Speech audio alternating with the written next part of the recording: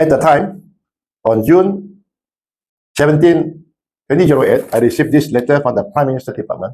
Mark, Russia. I am now releasing this letter for the general public to understand.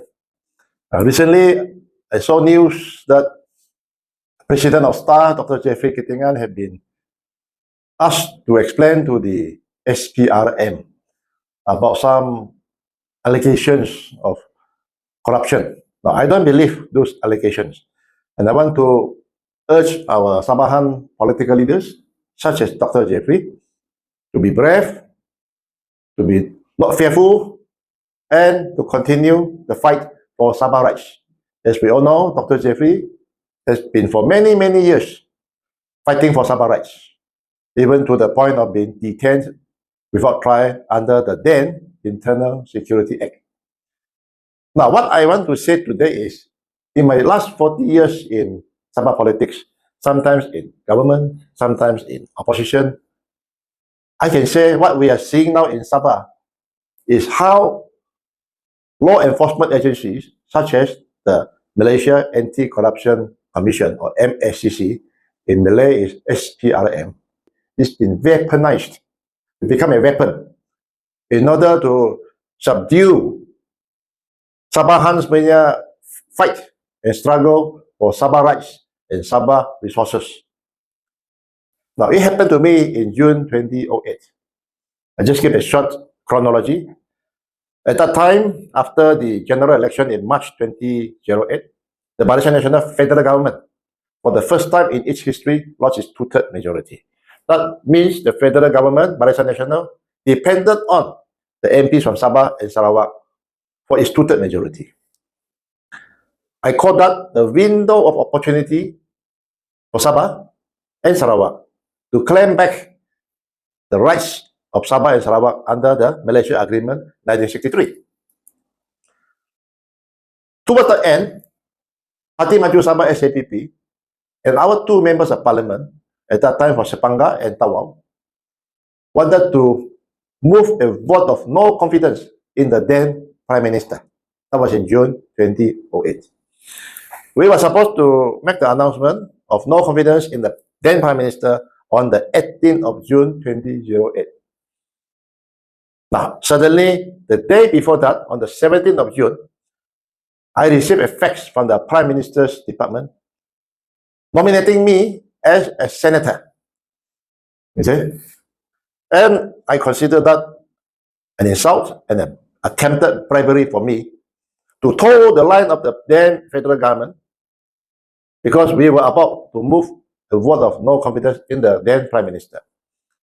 We did not accept the nomination as senator, and we went on. We proceeded with announcing the no confidence in the then Prime Minister the following day, which is the 18th of June 2008.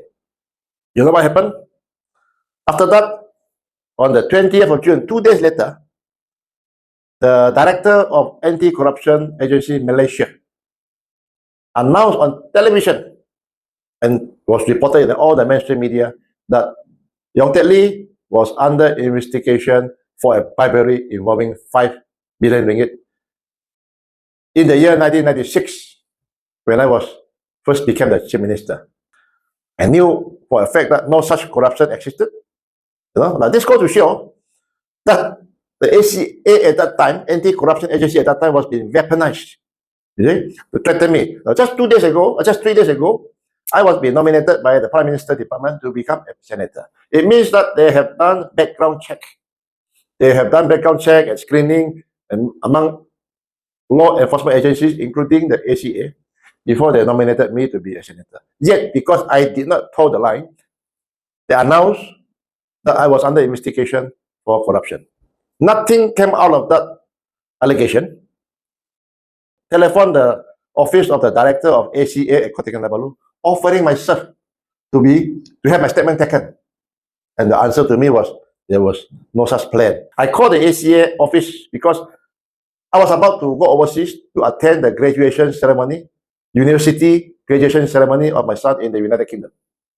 I did not want to be stopped at the airport on the way out. But there was no such need for me to even go to have my statement taken at the ACA office.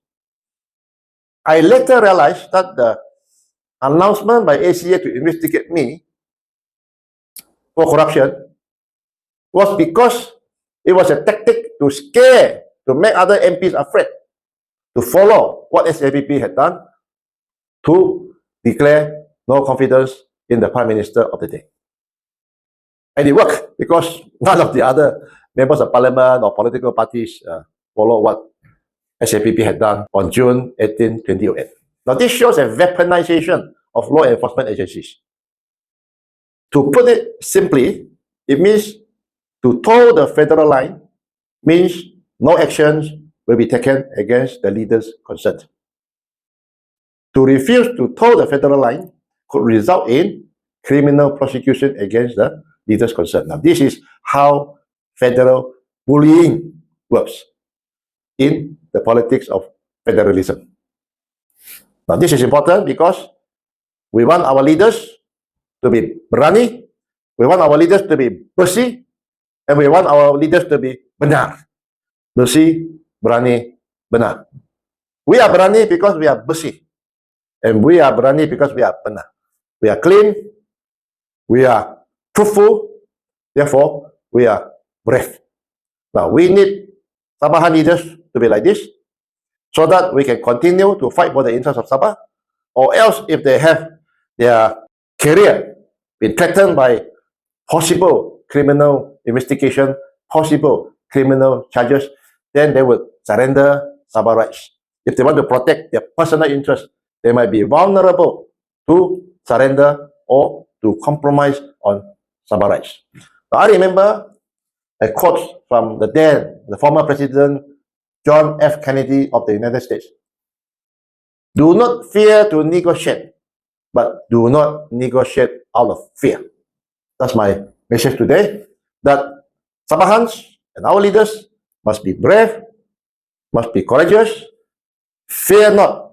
Once we are not afraid anymore, the fear factor does not work on us. So continue to fight for Sabah rights and Sabah interests.